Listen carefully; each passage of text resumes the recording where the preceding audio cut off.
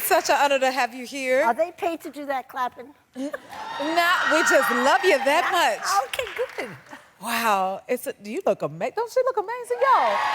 From head to toe. I'm trying hard. Wow. I have to just, if you don't mind me just saying one thing. When I told my husband, Bill, that I was coming here, he didn't believe me, number one. He's your number one fan. Really? Ever since your first appearance. He almost had a heart attack, the old boy. Oh, no. I was saying, please have a heart attack and get a young husband. I couldn't convince him I was coming. He'll believe it now. Oh, well, hi. It's me, Jennifer. I told you. Come back to the happy place to see me, but don't have a heart attack. But we are having a heart attack that you are here today. Thank you so much. And I want to say, before we move any further, I'm sorry about your loss of your home. You lost your home in the wildfires. I did. I'd lost a trailer that I had owned for 8 years, but fortunately it was insured. It broke my heart. Yeah. But it was a community of like 180 people, all elderly. They had no insurance, most of the people. I had insurance. It was really tragic, but I'm shocked at how everybody's come together with love. I mean, it almost takes a tragedy. It does, to see everyone. How are your neighbors? Oh, my neighbors, well, you know, everybody in that whole trailer park is involved in the movie or TV industry, all working with their hands. So they're the most genuine people. I've never had better friends. I never thought I'd come to LA and find really genuine people in LA. It's not so easy. Yes, but these people are just wonderful in every way. That's beautiful. Happy people come together. We started, Jennifer, a GoFundMe. Okay. And it raised a lot of money, and we used it for putting people in rentals. They had nowhere to go. Everything was in their little trailer. And we bought wheelchairs, we bought walkers, we bought whatever people needed, clothing. Yes. And it's made such a difference to that whole community. Everybody is so tight now. We're all bestest friends. You know? That's beautiful. That some positive can come out of it and helping each other. We want to learn so many things from you, so I want to get into this. Tell us, how did you end up getting into real estate? Well, to be honest, it was a lucky break. I was a diner waitress in Fort Lee, New Jersey, and a boyfriend walked in when I was 23. He was my first boyfriend. It wasn't like I was saving myself anyway, it's just I never had a boyfriend.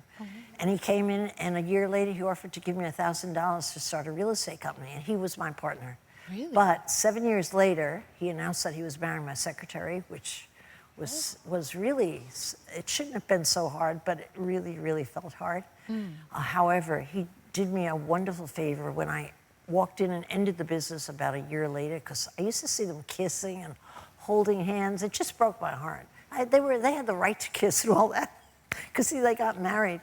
But the fact of the matter is I walked in and ended the business, and then he gave me the gift of a lifetime. He said to me, you know, Barbara, you'll never succeed without me. And I knew I would rather die than let him not see me succeed. Take that. But you know, it taught me something very valuable that I used my whole life, that insult shouldn't be ever, but when you get insult, I mean, how many people here haven't had an insult? Right. It can be your best motivator. It's like, it shot me into the orbit, and I would try everything, and I think he gave me the fire in my belly to succeed. I owe him a lot. Man, talk about succeeding. You outdid yourself. Now, is it true you almost got evicted one time? Can you tell us about that? What happened? Oh, that's a silly story. I was in business my first year, and I was operating my business out of my apartment with my 2 roommates. And my landlord and the super who lived in the building constantly saw me bringing young men up to my apartment. I was renting them apartments, showing them around town, showing them all around town. And many men in a day, maybe 15 men, they were all city bankers. And so they thought I was doing monkey business up in that apartment, and I know. Really? So I got an eviction notice, and I couldn't understand why, because I paid my rent. All 3 of us always paid our rent. And then when I finally went to the landlord's office to say, why am I being evicted? I don't get it. He explained to me what he thought I was doing up in that apartment. And I said, definitely not. Those are my clients. And then I told him that I was getting his main competitor $50 more for his apartments than he was getting for his, because I was building walls, making a 1-bedroom into a 1-bedroom and den. Look at you. So why would you call his apartments when you only got a 1-bedroom, whereas with my apartments, you got a 1-bedroom and den for the same price? So he gave me his whole building to rent. Look at that. That became my first account. Talk about turning lemons into lemonade. My God. What, so you were always a sharp cookie. I don't think so. I think I learned to be sharp as I went along. Well, so are you like blown away with all your success? Did you ever imagine this as a young girl that you would be so successful? I'm not really. Right? That's very nice of you. But not for a second did I ever think I would be successful, because when I was in school, I couldn't learn to read or write. I just had a liability that I couldn't learn till I was almost in 7th grade. And it was so painful to have the kids laugh at you and to be the dunce in the class. And you know, when you're a kid in school, they summarize how you are as intelligent based on how well you do your schoolwork, and I couldn't do it. And I really, really tried my best. But when Sister Stella Marie sent me home in 3rd grade and she said, "You're always going to be stupid," I was so upset when I got home to my mother. Thank God. My mother was a saint and so positive. She said, "Don't even worry about that, Barbara. You'll learn to fill in all the blanks with your wonderful imagination." And it was done, you know? And it was done, and you did just that. Well, the power of a good woman, the power of a mother, what they can do to a child, they could either decimate them or she just took my liability and put a light on it, and she said it in such a convincing way that I believed her. I guess she made it up, but I believed her at the time, and that parlayed me into thinking that I might be successful if I just stayed with it.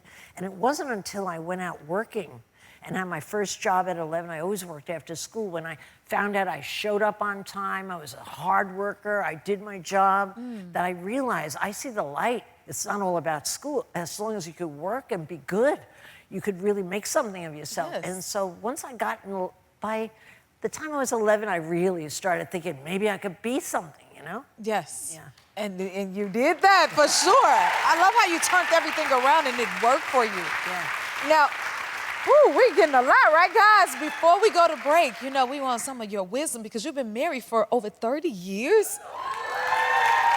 Yes. Everything you touch turns into gold. Oh, he's handsome. What's the secret? You're asking me about marriage? I think marriage is the hardest thing. It's hard for me. I think it's hard for everybody. But I should probably say something really wise. But I think it just, for me, it comes down to respecting the other person, demanding respect back. And more than anything, I think it comes down to tolerance and having a separate bedroom, which I have.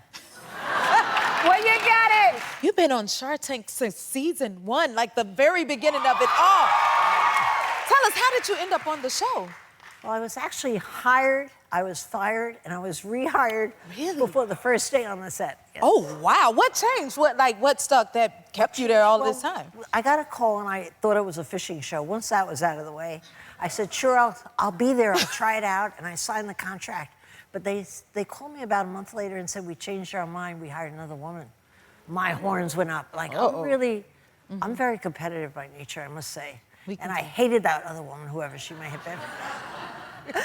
And so I wrote an email to Mark Burnett, who was a big producer. I didn't know that at the time.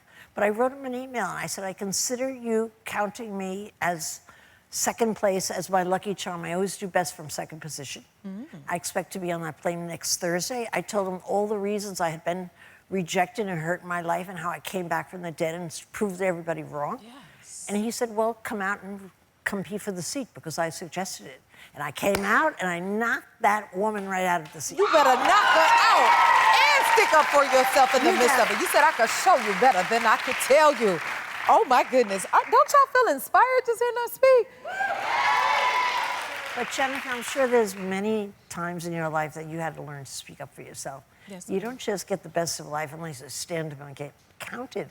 And I'm really good at that. I learned over the years. I got nothing unless I tried twice as hard, and then I always got what I wanted. I'm taking all of that in. Yeah. Thank you for sharing that with us. Now, you've been sitting next to Mark Cuban for seasons. I know this is his last season. What will you miss? Oh, God, Mark's such a sweetheart. And I just feel better sitting next to a billionaire. You know, I just feel richer. Yes. But what Mark does for me is he does my math. I still don't have a way with numbers. So he tells me, I'll say, what does that represent? What percentage?